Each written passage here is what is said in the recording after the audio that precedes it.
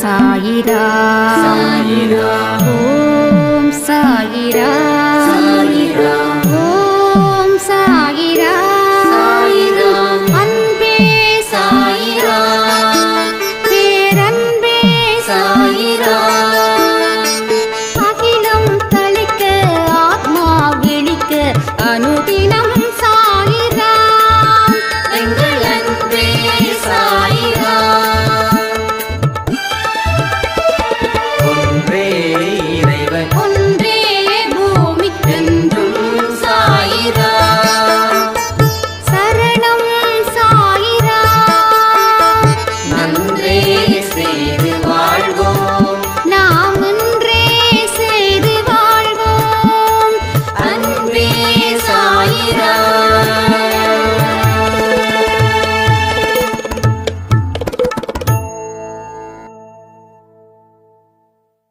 சாய்ரா. என் உயிரின் உயிரானவர்களே, நேற்று லைவை மிஸ் பண்ணிட்டோம். ஆக்சுவலி இங்கே ஹெவி ரெயின், அதனால் ஃபுல்லாக டிஸ்கனெக்ட் ஆகிடுச்சு. ஸோ இந்த லைவை வந்து இன்னும் 2-3 நாள் கழித்து அதுக்கு தகுந்த மாதிரி நான் உங்களுக்கு ஸ்டேட்டஸில் வைக்கிறேன். தயவு செய்து அன்பே சாயில் இருக்கக்கூடிய விஷயங்கள் ஒவ்வொன்றும் உங்களுக்கு ஸ்டேட்டஸில் நான் வச்சிடுறேன். அதில் நீங்கள் செக் பண்ணிக்கலாம். அது கொஞ்சம் உங்களுக்கு ஈஸியாக ஆக்சஸ் பண்ணுறதுக்கு அமையும். ஸோ இன்றைக்கி பேசக்கூடிய முக்கியமான கான்செப்ட் என்னென்னா, நம்ம வாழ்க்கையில் என்ன பண்ணாலும் நமக்கு இந்த 7.5 துரத்துது. என்ன பண்ணாலும் அது கெடுக்குது. மனசில் நிம்மதி சுத்தமாகவே இல்லை. ஏன்னா நாம் கெட்ட போனவர்களாக இருந்தால் நம்ம கவலைப்பட மாட்டோம். நம்ம நிறைய பேருக்கு இடைஞ்சலை கொடுத்துருக்கோம். அதனால் சரி, எத்தனையோ பேரோட வாழ்க்கையை கெடுத்து வச்சுருக்குறோம், அதனால் நம்ம வாழ்க்கை இப்படி போயிடுச்சே அப்படின்னு ஃபீல் பண்ணலாம். ஆனால் நம்ம தான் யாருடைய வாழ்க்கையும் கெடுக்கலையே. என்னதான் போன ஜென்மத்தில் பல விஷயங்கள் செஞ்சாலும் இந்த ஜென்மத்தில் நான் என்னப்பா பண்ணேன், என்னை ஏன்பா இப்படி கொல்ற? ஸோ இதை கேட்காதவர்களே இருக்க முடியாது. கரெக்டு தானே? நீங்கள் இப்படிப்பட்ட தாட்ஸ் உங்களுக்கு இருந்துச்சுன்னா உங்கள் மதிப்புள்ள கமெண்ட்ஸை இங்கே பதிவு பண்ணுங்க. ஏன்னா நீங்களும் மதிப்புள்ளவர்களாக தான் இருக்கிறீங்க, இருக்க போகிறீங்க, மாற போகிறீங்க.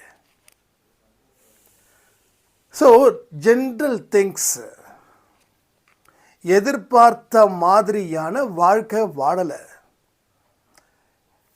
எதிர்பார்த்த வெற்றி கிடைக்கல, எதிர்பார்த்த சந்தோஷம், எதிர்பார்த்த நிம்மதி எதுவுமே கிடைக்கல. ஸோ ஃபைனல் இதுதான், இந்த டெசிஷன் தான் நம்ம வந்திருக்கோம். இதனால் ஏகப்பட்ட மனக்குமுறல், ஏகப்பட்ட கஷ்டம், ஏகப்பட்ட நஷ்டம், அத்தனையும் இழந்து வாடின முகத்தோடு இங்கே நிற்கிறோம். இது உண்மை இல்லை. இது வரைக்கும் சொன்னது வரைக்கும் உண்மை. உங்களுக்கு எல்லாமே கரெக்டாக நடந்திருக்கும். ஸோ எவ்வளவு கஷ்டத்தை தான் நான் அனுபவிக்கிறேன் அப்படின்ற ஒரு குமரல் உள்ளேயும் இருந்திருக்கும், வெளியிலும் இருந்திருக்கும். அதாவது வெளியாகவும் பேசி கதறி இருப்பீங்க, உள்ளுக்குள்ளே நினச்சி அழுதுகிட்டும் இருப்பீங்க. ஆனால் இது எல்லாமே சரி பண்ண முடியுமா?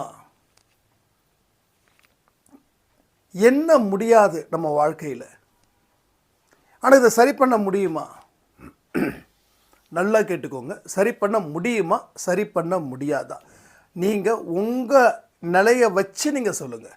நீங்கள் சாய்ப்பாவை நினச்சோ இல்லை ஒரு கான்ஃபிடென்ட் வரணுமோ அப்படிலாம் வேண்டாம். இப்போ எந்த நிலையில் இருக்கீங்களோ அந்த நிலையிலேயே கமெண்ட் பண்ணுங்கள். சரி பண்ண முடியுமா, சரி பண்ண முடியாதா?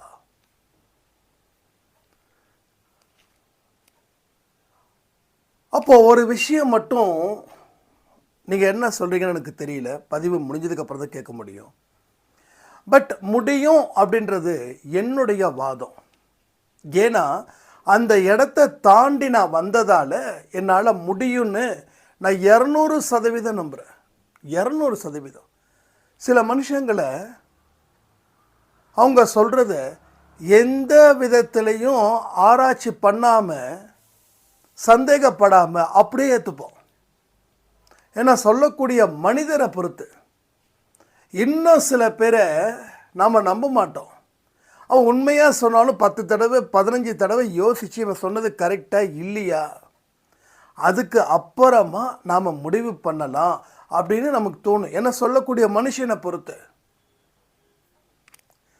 அப்போது என்னோட வாழ்க்கையில் எனக்கு நடந்த விஷயத்தை நான் எப்படி எதிர்கொண்டேன், எப்படி ஜெயிச்சேன்றதை பொறுத்து நான் இங்கே சொல்லிகிட்ருக்கேன். அப்போ அந்த 200% வெற்றியை ஏன் நான் சொல்கிறேன்னா, என்னுடைய வாழ்க்கையில் நடந்த பல விஷயங்கள், பல அவமானம், அது மாதிரி எத்தனையோ மனசுக்கு சங்கடப்படக்கூடிய விஷயங்கள் நடந்தும் கடவுளுடைய துணை அப்படின்னு ஒன்று இருந்ததால் அதை கடந்து இன்னைக்கு இந்த நிலைமையில் நாம் வாழ்ந்துக்கிட்டு இருக்கிறோம். இதுவரைக்கும் உண்மை, இதுவரைக்கும் உண்மை, இதான் உண்மை. அப்போ நான் என்ன செஞ்சேன்? இந்த 3 விஷயத்தை நான் செஞ்சேன். இந்த 3 விஷயந்தான் நான் செஞ்சேன். இந்த 3 விஷயத்தை நீங்கள் செஞ்சால் நான் சொன்ன அந்த அந்த 7.5 அப்படின்ற ஒரு மிகப்பெரிய சனி நம்மளை துரத்தாது. 2வது, நமக்கு எந்த விதமான கஷ்டத்தையும் நஷ்டத்தையும் மன உளைச்சலையும் அது கொடுக்காது. இந்த 3 விஷயத்தை செய்கிறதால ரொம்ப சிம்பிள். லைஃப்ன்றது ரொம்ப ரொம்ப சிம்பிள். அன்பே சாயில சொல்லக்கூடிய விஷயங்கள் அத்தனையுமே மிக மிக எளிதானது. ஆனால் எப்படி எளிதாக இருக்குதுன்னா, அது தினந்தோறும் செய்யும்போது தான் அது எளிதாக்கப்படும். இல்லைன்னா இருக்கிறதுல மிகப்பெரிய டஃப்பான சிஸ்டம் தான் அன்பே சாயில இருக்கிறது. பட் என்ன செய்யணும்? எதையுமே ரெகுலராக செய்யணும். ஒரு பதிவும் ஒவ்வொரு முத்துக்கள் போல, ஒவ்வொரு முத்துக்கள் போல. அப்போ இந்த பதிவுகளை இருக்கக்கூடிய வார்த்தைகள், சொல்லக்கூடிய விஷயங்கள், இது அட்வைஸ் அப்படின்றது இல்லை. இது அட்வைஸோ இது ஆறுதலோ இல்லை. அட்வைஸ் யார் வேணாலும் பண்ணலாம், ஆறுதல் யார் வேணாலும் கொடுக்கலாம். ஆனால் வெற்றி பெறுவதற்கு உண்டான கடவுளோட மொழிகளை தான் நாம் இங்கே பேசுகிறோம். நானும் அதான் பேசுகிறேன், நீங்களும் அதை பேசுகிறீங்கன்னு நான் நம்புகிறேன். ஸோ அட்வைஸ் யார் வேணாலும் பண்ணலாம், எத்தனை பேர் வேணாலும் பண்ணலாம். பண்ண முடியாதா? வாழ்க்கையில் தோற்று போகும்போது கூட நான் 10 பேருக்கு அட்வைஸ் பண்ணேன். அது வெறும் அட்வைஸ், அதில் எந்த அனுபவமும் எனக்கு கிடைக்கல. தோற்று போனவங்க அட்வைஸ் பண்ணால் எப்படி இருக்கும்? ஸோ அது மாதிரி நிறைய பேர் இன்றைக்கி அட்வைஸ் மழையாகவே இருப்பாங்க. ஸோ இவங்களுக்கெல்லாம் இப்போது ரீசெண்டான ஒரு பேர் பூமர்ஸ் அப்படின்னு. நாம் அந்த பூமர் மாதிரி நம்ம இங்கே இல்லை. நம்ம என்ன பண்ணுறோம்? கடவுளுடைய வெற்றி மொழிகளை இங்கே பேசுகிறோம். நாம் எந்த இடத்துல பேசுகிறோமோ அந்த இடத்துல பேசுகிறோம். எந்த இடத்துல செயல்படுறோமோ அந்த இடத்துல செயல்படுறோம். பேசிக்கிட்டே இருப்பது என்னது வேடிக்கை வாழ்க்கை இல்லை. அப்போது இது அட்வைஸ் அப்படின்னு நினச்சி இங்கே தயவுசெய்து வராதிங்க. ஆறுதல் அப்படின்னு தயவு செய்து வராதிங்க. இந்த ஆறுதல், அட்வைஸ், இது எல்லாத்தையும் நான் வெறுக்கிறேன். அட்வைஸ் செய்கிறவங்க சொல்கிறவங்க எல்லாம் வாழ்க்கையில் சரித்திரம் படைச்சிட்டாங்கன்னு சொல்ல முடியாது. ஏன்னா சரித்திரம் படைத்தவன் யாரும் அட்வைஸ் பண்ண மாட்டான். ரைட்டா? சரித்திரம் படித்தவன், வெற்றி அடைஞ்சவன் யாருக்கும் எங்கேயும் அவன் அட்வைஸ் பண்ண மாட்டான். இது உண்மை. ஏன்னா அவனுக்கு அவன் வேலையே கரெக்டாக இருக்கும். இப்போ நம்ம என்ன பண்ணுறோம்? கடவுளோட மொழிகளை சொல்கிறோம், கடவுளோட வார்த்தை சொல்கிறோம். கடவுளோட வார்த்தை சொல்லும்போது அது வெற்றிகரமாக மாறுவதற்கு உண்டான வழியையும் அது ஏற்படுத்துது. இதை எந்த அளவுக்கு உள்ளுக்குள்ள நீங்கள் சுவாசிக்கிறீங்களோ அதுபோல் இந்த எண்ணங்களை சொல்லக்கூடிய வார்த்தைகளை சுவாசித்ததன் மூலம் இந்த 3 விஷயத்தை நீங்கள் நடைமுறைப்படுத்துவதன் மூலமாக அந்த 7.5 நாம் துரத்தலாம், இல்லை அதை நண்பனாக்கலாம். ஒன்று அவனை துரத்தணும், இல்லை அவனை நண்பனாக்கணும். நான் எப்படி தெரியுமா, யாரையும் துரத்தணும்னு நினைக்கவே மாட்டேன். எனக்கு எதிரியா உன்னை துரத்த மாட்டேன். உன்னை துரத்துனா துரத்துக்கிட்டே இருக்கிறதுல என் வாழ்க்கை போயிடும். ரைட்? உன்னை துரத்துறது எப்படி துரத்துவது, இதில் என் வாழ்க்கை போயிடும். அப்போ என் வாழ்க்கை எங்கே ஸ்பாயில் ஆகுது? இவனை துரத்துறதன் மூலமாக வாழ்க்கை ஸ்பாயில் ஆகுது. ஸோ எனக்கு அது தேவையில்லை. ஏன்னா நேரம் இல்லை. நேரம் இல்லை. ஏன்னா ஒரு நாளை வேஸ்ட் பண்ணிட்டோம். அந்த ஒரு நாளை எப்படி எடுக்கணும்? இந்த நாளில் அந்த 24 மணி நேரத்தில் எத்தனை மணி நேரம் வேஸ்ட் பண்ணுனா, சுமாராக ஒரு 6 மணி நேரம் வேஸ்ட் பண்ணியிருக்கோம். அந்த 6 மணி நேரத்தை இன்றைக்கி நான் யூட்டிலைஸ் பண்ணணும். இந்த மாதிரி பொறுப்பு வருதுன்னா அப்போ எத்தனை நொடியை வேஸ்ட் பண்ணியிருப்போம், எத்தனை ஹவர்ஸ் வேஸ்ட் பண்ணியிருப்போம், எத்தனை நாளை வேஸ்ட் பண்ணியிருப்போம், எத்தனை வாரத்தை வேஸ்ட் பண்ணியிருப்போம், எத்தனை மாதத்தை, எத்தனை வருஷத்தை வேஸ்ட் பண்ணியிருப்போம். இப்போ இவனை துரத்தணும்னு சொல்லி சொல்லி இவனையே பார்த்துக்கிட்டு இருந்தால் வாழ்க்கையில் வளர்வது எப்படி? ஸோ இங்கே க்ரோத்திங்காக வந்தோமா, இல்லை இவனை அடித்து விரட்ட வந்தோமா? ஸோ க்ரோத்திங்காக மட்டும்தான் வந்தோம். வாழ்க்கையில் வளர்ச்சி பெறுவதற்காக மட்டுமே இங்கே வந்தேன். நீங்களும் வந்தீங்க. ஆனால் வந்த வேலையை மறந்துட்டோம். எதுக்கு வந்தோம், என்ன செஞ்சுக்கிட்டு இருக்கோம் அப்படின்னு நினைக்கும் போது உங்கள் தலை குனியணும் அவமானத்தில். உண்மை. இதெல்லாம் நீங்கள் செய்யணும். இப்பயும் சொல்கிறேன், இது வந்து அட்வைஸோ இல்லை ஆறுதல் வராது. நான் இங்கே ஆறுதல் சொல்கிற மாதிரி இங்கே பேசலை, அட்வைஸும் சொல்லலை. ஸோ என்ன, எதுக்காக இந்த பூமிக்கு வந்தோம், ஏங்க வந்தோம், எதுக்கு வந்தோம்? கவலைப்பட, துன்பப்பட.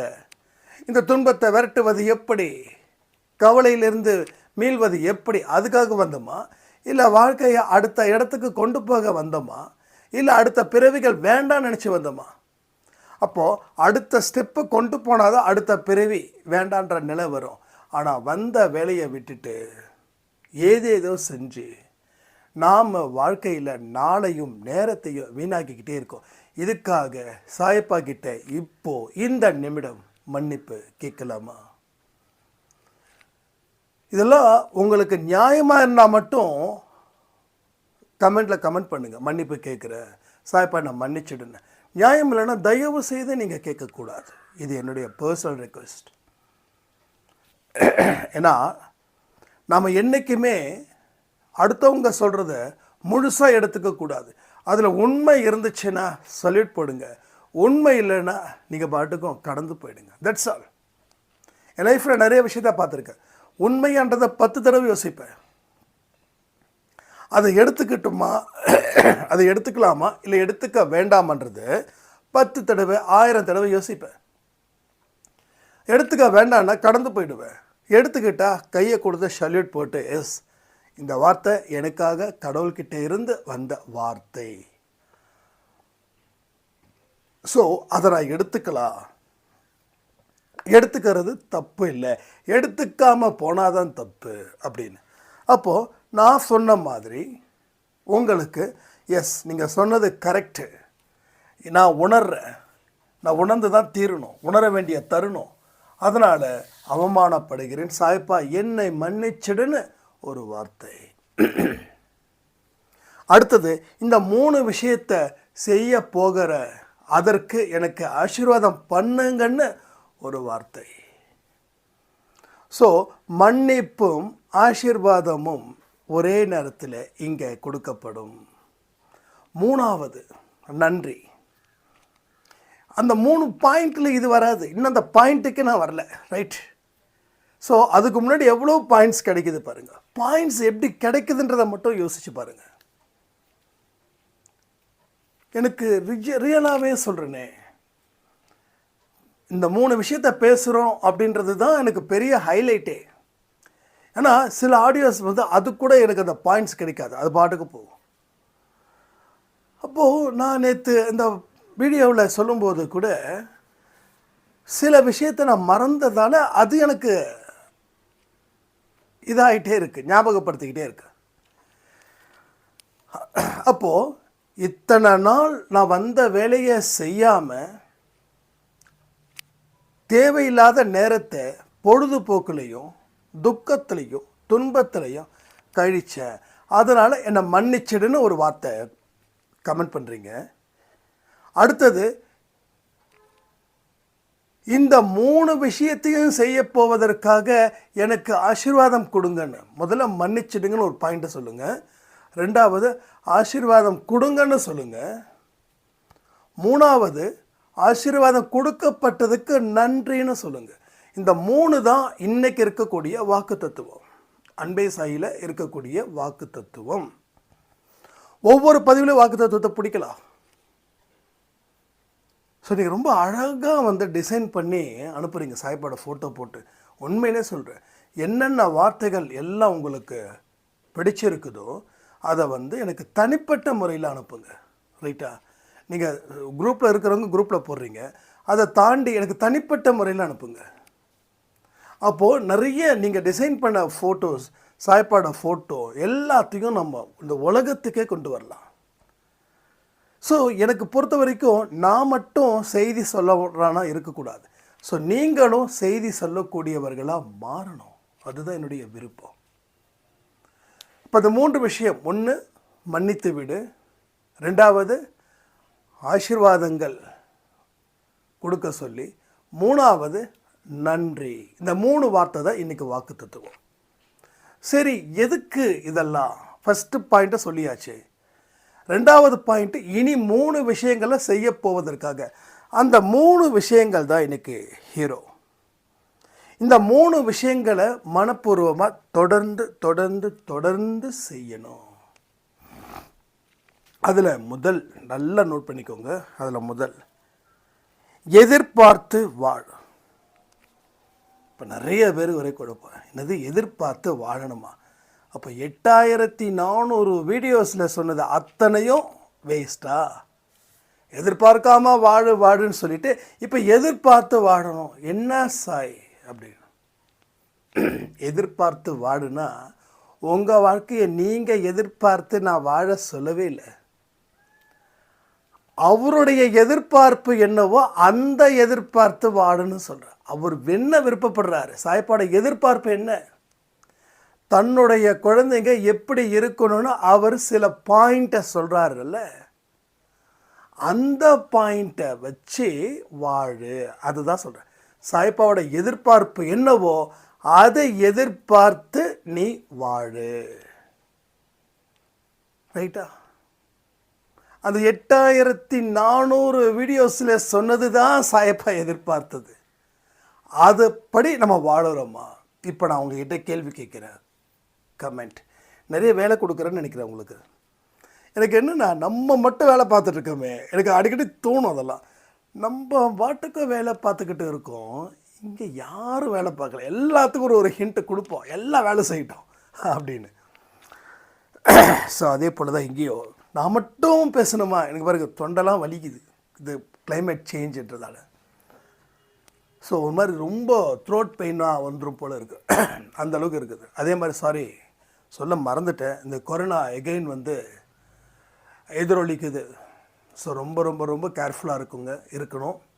ஆனால் ஃபஸ்ட்டு அலை, 2வது அலை அப்படிலாம் நிச்சயமாக 3வது அலை வரைக்கும்லாம் இருக்காது. பட் நமக்கு எந்த சிரமமும் இல்லாமல் இருக்கணும்னா நாம் ஹெல்த்தியாக இருக்கணும், அவ்வளோதான். ஸோ தயவு செய்து ஹோட்டல் ஃபுட்ஸை யாரும் எடுக்கக்கூடாது. திஸ் இஸ் அன்பே Sai order. This is not, இது என்னோட ஆர்டர் இல்லை, அன்பே சாய் ஆர்டர். யாரும் ஹோட்டல் ஃபுட்டு எடுக்கக்கூடாது. இது ஒரு பெரிய விரதம், ரைட்? ஒருவேளை வேறு வழி இல்லாமல் எடுக்கிறவங்களுக்கு தப்பே கிடையாது. வீட்டில் ஐயோ இன்றைக்கி என்னப்பா, இன்றைக்கி பேசாமல் பிரியாணியும் குஸ்காவும் இல்லை பரோட்டாவும் இல்லை வந்து ஃப்ரைட் ரைஸும் சாப்பிடலான்னு யாராவது நினச்சிங்கன்னா அது இனி ஒரு வாரத்துக்கு கிடையாது. Complete stay. ஓகே, இனிமே நேற்று ஒரு சாராம் சொன்னாங்க, நீங்கள் அந்த பதிவை சொல்லும்போது என் கண்ணெல்லாம் கலங்கிடுச்சு அப்படின்னு. அப்போ எனக்கு ஒரு விஷயம் தோணுச்சு, அப்போ இந்த அளவுக்கு நம்ம குடும்பமாக இருக்கும்போது நான் ஏன் ஆர்டர் பண்ணக்கூடாது, இதை செய்யக்கூடாது அப்படின்னு. ஸோ அந்த ஆர்டர் ஒரு ஒரு உங்களுக்கு வயசு என்னோட அதிகமாக இருக்கலாம், ஆனால் உங்கள் வீட்டுக்கு தலைமகனாக நான் இருக்க விரும்புகிறேன். சரியா தப்பா? உங்கள் வீட்டில் நான் தான் முதல் அப்படின்ற இடத்துல இது சரின்னா சந்தோஷம், தப்புன்னா I really I'm very sorry. So அந்த ஆர்டர் சொல்கிறேன். ஹோட்டல் சாப்பாடு யாரும் இனி வாயை வைக்கவே கூடாது, நல்லா புரிஞ்சுக்கோங்க. அதே மாதிரி எனக்கு மட்டும் இன்றைக்கி எக்ஸ்கியூஸ். ஏன் அப்படின்னா இன்றைக்கி நான் அவுட் ஆஃப் ஸ்டேஷன். ஸோ அந்த இட்லி தோசையை தாண்டி வேறு எதையும் நான் எடுக்க மாட்டேன். This is a promise. இங்கே இருக்கிற எல்லா உறவுகள் மேலேயும் வேறு வழி இல்லாமல் நான் இன்றைக்கி சாப்பிட்றேன், அவ்வளோதான். பட் உங்களுக்கு அதுதான். ஸோ ஒரு வாரத்துக்கு எதுவும் கிடையாது. மோஸ்ட்லி அப்படியே ஹோட்டல் போனாலும் இட்லி தோசை நல்ல சூப்பரான ஹோட்டலாக பார்த்து போங்க, ஹைஜீனிக்காக ஹோட்டல் போங்க. ஏன்னா இந்த கண்டதை சாப்பிட்றதால உடம்புல எதிர்ப்பு சக்தி குறையுது.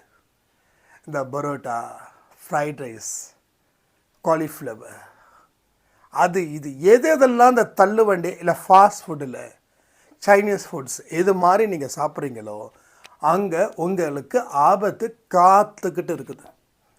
காத்துக்கிட்டு இருக்கக்கூடிய ஆபத்து என்ன பண்ணும், சட்டுன்னு பாஞ்சிடும். பாஞ்சு என்ன ஆகும், தேவையா சொல்லுங்கள். ஸோ அதனால் தேவையில்லாத ஃபுட்ஸை நம்ம குறைக்கணும். தயவு செய்து வீட்டில் கபசர குடிநீர் இல்லை நிலவேம்பு கசப்புகள் சம்மந்தப்பட்ட விஷயத்தை தினந்தோறும் குடிங்க. காலையில் காஃபி டீ எல்லாத்தையும் விட்டுருங்க கொஞ்ச நாளைக்கு, ஒரு வாரத்துக்கு மட்டும். ஓகே,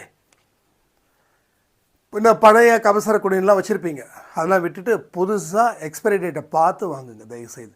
ஏன்னா 3 வருஷத்துக்கு முன்னாடி வச்சது ஒரு விஷயத்தை அப்படியே வச்சுருந்தா அது கெட்டு போயிடும். அப்பப்போ யூஸ் பண்ணால் தான் கரெக்டாக இருக்கும். அதனால் கொஞ்சம் கேர்ஃபுல்லாக இருக்கணும். இது என்னுடைய ஆர்டர். நான் இங்கே வேண்டி கெஞ்சிலாம் கேட்கல, வேண்டி கெஞ்சி ஐயோ அப்படிலாம் கேட்கல.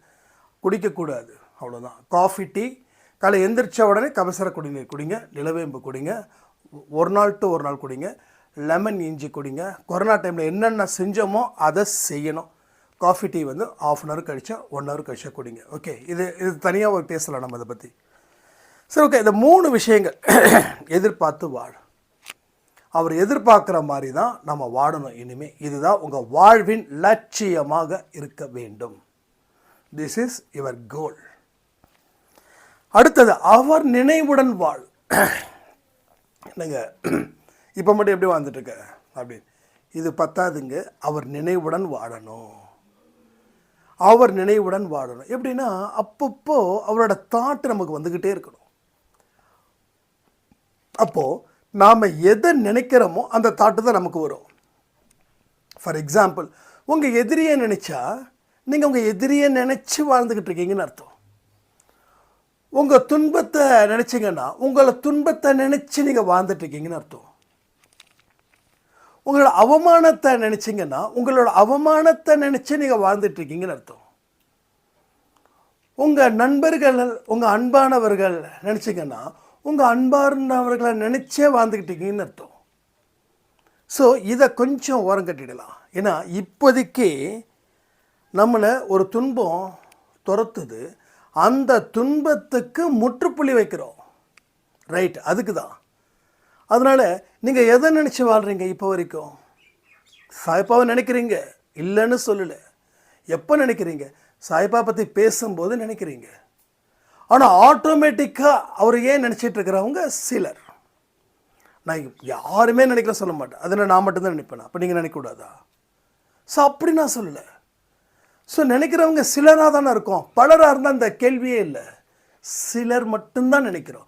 பலர் துன்பத்தையும் கவலையத்திலையும் அதுக்குள்ளே தான் ரொட்டேட் பண்ணிக்கிட்டே இருக்காங்க. ஸோ அந்த நிலை இனி இருக்கக்கூடாது. அவர் நினைவுடன் வாழணும். ஒரு ஆடியோவை கேட்குறீங்கன்னா அந்த ஆடியோவை கேட்கும்போது மனசில் ஏற்றுறீங்க இல்லையா, அது அப்போ வந்து அடிக்கடி திங்க் பண்ணுங்கள், அடிக்கடி திங்க் பண்ணுங்கள். அதை பாசிட்டிவ் வேர்ட்ஸை நம்ம ஜாஸ்தி பேசுகிறோம். இங்கே ஒரு நெகட்டிவை காட்டுறதுக்காக தான் அந்த நெகட்டிவ் வேர்ட்ஸ் பேசுகிறோம். பட் அதர்வைஸ் வந்து நம்ம நெகட்டிவ் வேர்ட்ஸ் பேசுறது கிடையாது.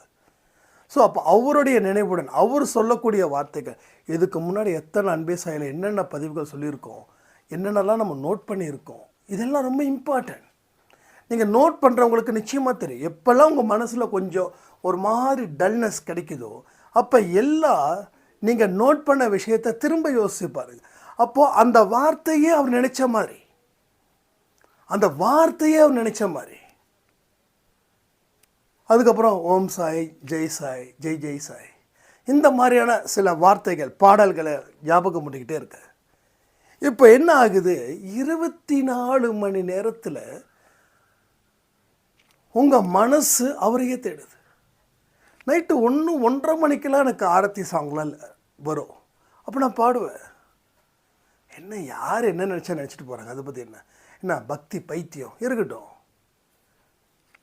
ஸோ பைத்தியக்காரன் தான் தெளிவாக இருக்கிறான் அப்படின்னு நான் நினச்சிட்டு போகிறேன், தப்பு இல்லையே. இப்போ என்ன நம்ம சாதிக்கலை, எல்லாமே சாதிக்க முடியும். Real fact. இப்போ கூட சொல்லுங்களேன், என்ன சாதிக்கணும், சந்தோஷ் நீ இதை சாதிச்சுடு நான் நம்புகிறேன்னு சொல்லுங்கள், நான் சாதிக்கிறேன். ஆனால் நாட்டுக்கு பிரதமர் ஆகணும், நாட்டுக்கு பிரசிடெண்ட் ஆகணும், இல்லை சினிமா ஆக்டர் ஆகணும், இல்லை பெருசாக அதெல்லாம் இல்லை. உங்களுக்கு என்ன நான் செய்யணும்னு சொல்லுங்கள், எனக்கு டைம் கொடுங்க. ஏன்னா அதுக்கு உண்டான நேரமும் காலமும் எனக்கு முக்கியம். அதை பேஸ் பண்ணி தான் நான் வந்து பண்ண முடியும். ஓகேவா? அதாவது கடவுள் நம்பிக்கை இருக்குது இல்லை, 10 அடுக்கு மாடியிலேருந்து கீழே விடுங்கன்னா நான் வந்து விட மாட்டேன். அப்போ உங்களுக்கு நம்பிக்கை இருக்குல்ல, நீங்கள் கீழே விடுங்க, அப்புறம் நான் விடுறேன்னு சொல்லுவேன். அப்படி யாரையும் விழ வைக்க மாட்டேன், அது வேறு விஷயம். நேற்று தான் ஒருத்தவங்க சொன்னாங்க, வெறுக்கிறவங்களை கூட நீங்கள் அன்பு செலுத்துறீங்க, அது எப்படி அப்படின்னா, அப்போ அவருடைய வாழ்க்கை நாம் வாழ்ந்ததால் அது ஆட்டோமேட்டிக்காக நடக்குது, ஆட்டோமேட்டிக்காக நடக்குது. உண்மையிலே சொல்கிறேன், எல்லா எதிரிகளும் நண்பர்களை விட எனக்கு முக்கியமானவர்கள். ரைட்? அந்த தாட்டு எங்கேருந்து வந்தது தெரியுமா? ஜீசஸ் கிட்டேருந்து வந்தது. அவர் எதிரிகளை பகைவர்களை நண்பனாக்கிக்கொள் அப்படின்னு. ஆனால் இன்னைக்கு பகைவர்களை நண்பன் ஆக்குறோம். ஒரு ராஜதந்திரத்தை அவனை வீழ்த்தணும்னு சொல்லி அந்த கர்மத்தை அவர் சொல்லலை. அவர் அந்த மாதிரி கன்றாவியான வார்த்தையை அவர் சொல்லலை. அவர் என்ன சொன்னார், யாரையும் வெறுக்காத அன்பு செலுத்துன்றார். ஆனால் இன்னைக்கு ஒருத்தவனை வீழ்த்தணுன்னா மோதுறான், மோதி தோத்துட்டானா அவங்ககிட்ட நண்பனா அன்பாக பேசி நயவஞ்சகமாக பேசி ஒரு இடத்துல வர வச்சு அவனை தீர்த்து கட்டுறான். இது கிடையாது, இது கோழைத்தனம். இது கோழைத்தனம், கோழைகள் செய்யக்கூடிய வேலைகள். இது ஒரு முக்கியமான வேலை. ஸோ இது வந்து வீரனுக்கு அழகே இல்லை. வீரன் அப்படின்னா அமைதியும் பொறுமையும் அன்பும் கொடுக்குறவன் தாங்க வீரன். சும்மா கோவப்பட்டு அப்படியே அதை பண்ணி இதை பண்ணி நான் வந்து இப்படி அப்படி, இது வேஸ்ட்டு. இது வந்து பேசிக்கிட்டே இருக்கணும், அவ்வளோதான். ஸோ வாயில் வடை சொல்கிற அந்த லிஸ்ட்டு இந்த கேங்ஸ் எல்லாம். ஸோ அதை விட்டுருங்க. அவர் நினைவுடன் வாழணும், அவ்வளோதான். அவர் நினைவுடன் அவர் சொல்லக்கூடிய கருத்துக்களை அப்பப்போ கவனிச்சுக்கிட்டே இருங்க. It's very very important. So கவனிங்க. அடுத்தது ஒரு பாயிண்ட், அவரையே நினைத்து செயல்படு. உன்னுடைய செயல் மூச்சு விடுறதுலேருந்து மூச்சு விடுறது ஒரு செயல். நம்ம தினமும் செயல்பட்டு தான் இருக்கோம், தெரியுமா உங்களுக்கு? செயல்பட்டு தான் இருக்கும். இங்கே யாரும் செயல் இல்லை. கர்மான்றது நீங்கள் பிறந்ததுலேருந்து இப்போ வரைக்கும் நடந்துட்டு இருக்குது. கர்மான்றது is action. So breathing is one of the action. பிரீத்திங்கும் உங்களுடைய செயல் தான். ஸோ நீங்கள் பிறந்ததில் இருந்தே கர்மா ஸ்டார்ட்டு, இறக்குற வரைக்கும் கர்மா செயல் தான். கர்மா வேற ஒன்றுமே கிடையாது. அதன் விளைவுகள் வெற்றியையோ தாக்கத்தையோ ஏற்படுத்துது. நான் சொல்கிறேன், எகெயின் சொல்ல, காம்ப்ளிகேட்டடாக திங்க் பண்ணாதீங்க, ஃப்ரீயாக இருங்க. மைண்டு ஃபுல்லாக ஃப்ரீயாக, மைண்டுக்கு கொண்டு போகாதீங்க, ஸ்ட்ரெஸ்ஸை கொண்டு போகாதீங்க. என்ன பெருசா யார் என்ன சொன்னா என்ன, யாரோ என்னமோ சொல்லிட்டு போகிறாங்க, விடுங்களேன். இல்லை யார் சொன்னாலும் பரவாயில்ல, ஆனால் இவர் சொல்லிட்டாரு. எனக்கு ஒரே விஷயம், இந்த டைலாக்ஸை சொல்கிறவங்க ரொம்ப ஜாஸ்தி. எனக்கு யார் சொன்னாலும் நான் கவலைப்பட்டிருக்க மாட்டேன் சாய்ராம். ஆனால் இவர் சொல்லிட்டாரு.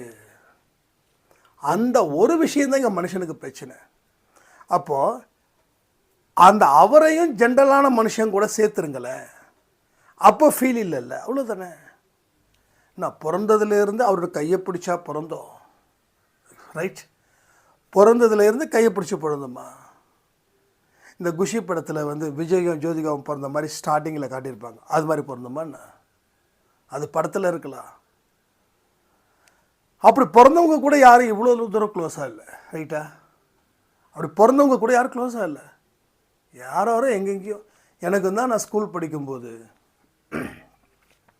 நிறைய ஃப்ரெண்ட்ஸ் இப்போ கூட எனக்கு தெரியும், இப்போ கூட எனக்கு நல்லாவே தெரியும். சிதம்பரத்தில் படிக்கும்போது என்னோடய பெஸ்ட்டு ஃப்ரெண்டு வந்து மாணிக்கம், சுந்தரி, கவி, இவங்கெல்லாம். ஸோ எனக்கு அம்மா அடிக்கடி சொல்லுவாங்க, எனக்கு இது எதுவுமே எனக்கு ஞாபகத்துக்கு இல்லை. அம்மா அடிக்கடி பேசிக்கிட்டே இருப்பாங்க, இதாவது டேய் நீ வந்து எப்போ பார்த்தாலும் பசங்கக்கிட்டே பேச மாட்டேன், பொண்ணுங்கக்கிட்ட தான் பேசிகிட்ருப்ப, நீ பொண்ணுங்களை தான் உனக்கு பிடிக்கும் அப்படின்னு சொல்லுவாங்க. அப்போ வந்து இந்த சுந்தரி, கவி, இன்னும் பரமேஸ்வரி, செல்வி, இப்படின்ற நேம்ஸை வந்து சொல்லுவாங்க. இவங்கக்கிட்டே தாண்டா நீ பேசுவ, இவங்கக்கிட்ட தாண்டா பழகுவ. வேறு கிளாஸில் உட்கார வச்சாலும், அடுத்த வருஷம் கிளாஸை பிரித்தாலும் நீ வந்து உடனே வந்து இவங்க கூட தான் போய் உட்காருவேன். 4வது 5வது படிக்கும்போது இவங்க கூட தான் வந்து உட்காந்து படிப்பேன். சார் உடனே அடித்தாலும் திட்டுனாலும் நீ அங்கே தான் போய் உட்காருவேன். ஸோ இப்போ அவங்க எங்கே இருக்காங்கன்னு தெரியாது. அது வந்து ஒரு விதமான ஒரு ஸ்நேகிதம், தட்ஸ் ஆல், ஒரு ஸ்நேகிதம். ஸோ இது மாதிரி எத்தனை ஃப்ரெண்ட்ஸை நம்ம மீட் பண்ணியிருப்போம், சைல்ட்ஹுட் ஃப்ரெண்ட்ஸு. ஸோ இன்றைக்கு வரைக்கும் சிலருக்கு மட்டும்தான் அந்த பாக்கியம், அதே ஊரில் இருந்து வேறு எந்த ஊருக்கும் போகாதவங்க, அது ஒரு வாய்ப்பாக இருக்குது. இப்போ நமக்கு சென்னை, சிதம்பரம், இப்படி நம்ம சர்க்கிள் இது போயிட்டே இருக்குது. லைஃப்பில் எங்கே அவர் செட்டில் பண்ணுறாருன்னு நமக்கு தெரியாது. ஸோ எதை பற்றி கவலை, எல்லாமே மனிதர்கள். அப்போது இவங்க சொன்னாங்க, அவங்க சொன்னாங்க, அது தேவையே இல்லை. அதனால் நீங்கள் லைஃப்பை வந்து ரொம்ப கிரிட்டிக்கல் ஆக்காமல் செயல்பட ஆரம்பிச்சிடுங்க. ஏன் செயல்படும் போது மிகப்பெரிய தொய்வு கிடைக்குதுன்னா, இந்த மாதிரி சில இடத்துல பிரேக் ஆகுது. அந்த பிரேக் என்ன ஆகுது தெரியுமா, டோட்டலாக எதையுமே செய்ய முடியாத அளவுக்கு போயிடுது. ஸோ அதிகப்படியான அன்பை வச்சுட்டேன், அதனால என் வாழ்க்கையில் எழுந்திருக்க முடியல. இது பல பேருடைய குற்றச்சாட்டு. அதிகப்படியான அன்பை வச்சுட்டேன், என்னால் செயல்பட முடியல. இது பலருடைய குற்றச்சாட்டாக இங்கே அமையுது. அப்போ என்ன ஆகுது, செயல்பட முடியாமல் பல வருஷங்கள் முடங்கி போகுது. எந்த ஒரு விஷயங்களும் சிறப்பாக நடைபெறவே இல்லை, அத்தனையும் உல்டாவாக மாறிடுது. நம்ம ஒரு துக்கத்தில் இருந்து மீள பல வருஷம், அதுக்கப்புறம் மீண்டதுக்கப்புறம் இன்னும் துக்கம் தொடருது. இந்த 4-5 வருஷம் வெட்டியில் கழிச்சோம், துன்பத்திலையும் கவலையிலையும் துக்கத்திலையும் அவமானத்திலையும், அது இது என்னென்னலாம் இருக்கோ அத்தனையும் லிஸ்ட் அவுட்டில் எடுத்தோம்,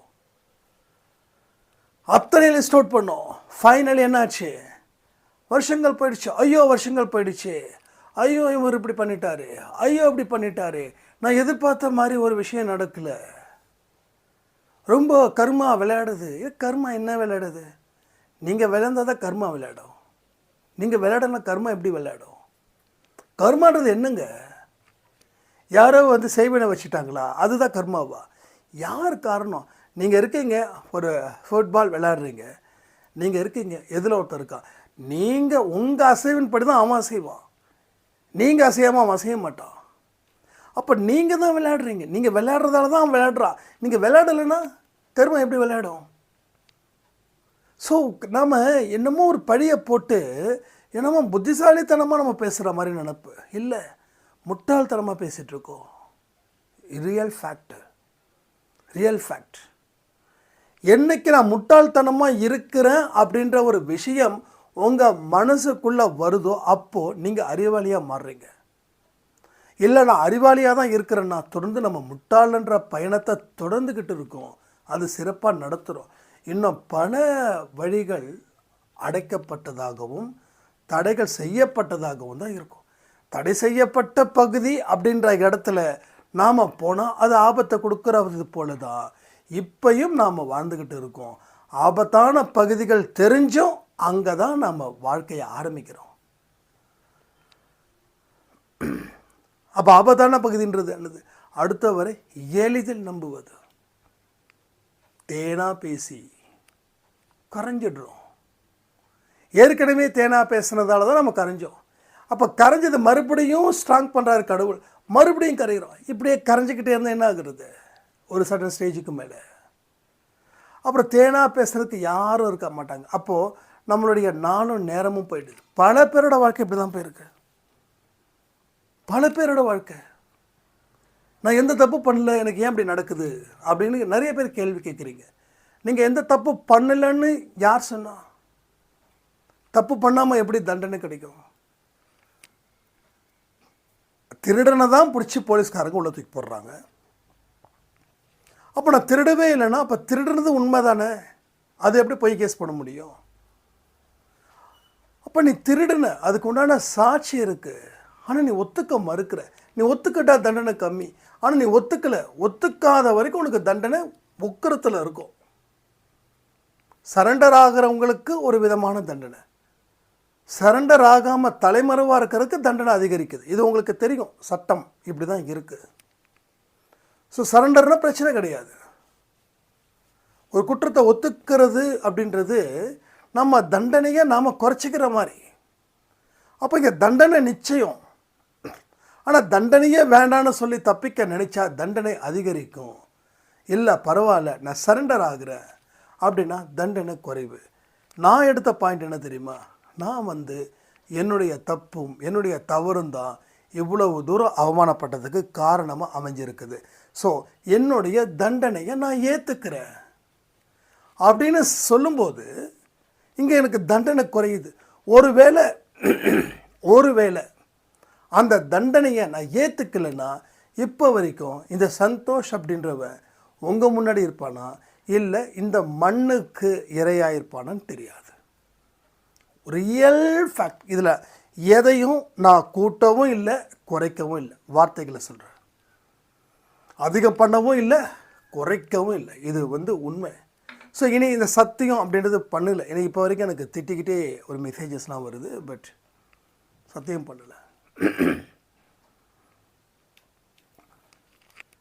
ஸோ என்றைக்குமே அன்பை சாயில் பேசக்கூடிய வார்த்தைகள் உண்மையானவை, அவ்வளோதான்.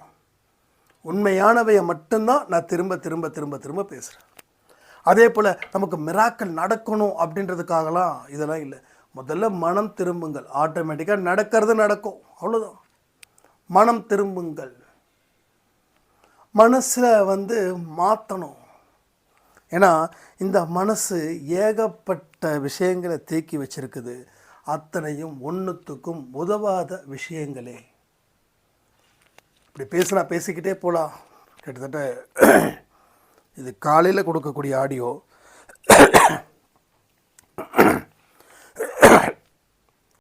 ஸோ 3 விஷயங்கள் நாம் செய்யணும். முதல்ல துரத்துவதை நிறுத்த வைக்கணும். அதற்கு இந்த 3 விஷயங்கள் செய்யணும். என்னது? எதிர்பார்த்து வாழணும், அவர் நினைவுடன் வாழணும், அவரை நினைத்து செயல்படணும். இதுதான் இன்னைக்கு இருக்கக்கூடிய மிகப்பெரிய விஷயம். இதை தொடர்ந்து செய்யுங்க. வாழ்க்கையில் அளவில்லாத சந்தோஷத்தை அனுபவிக்கணும்னு சொல்லி பிரார்த்தனை பண்ணி இந்த பதிவை நான் முடிக்கிறேன். ஜெய் சாய்ராம். ஓம் சாய்ராம். சாய்ராம். ஓம் சாய்ராம். சாய்ராம்.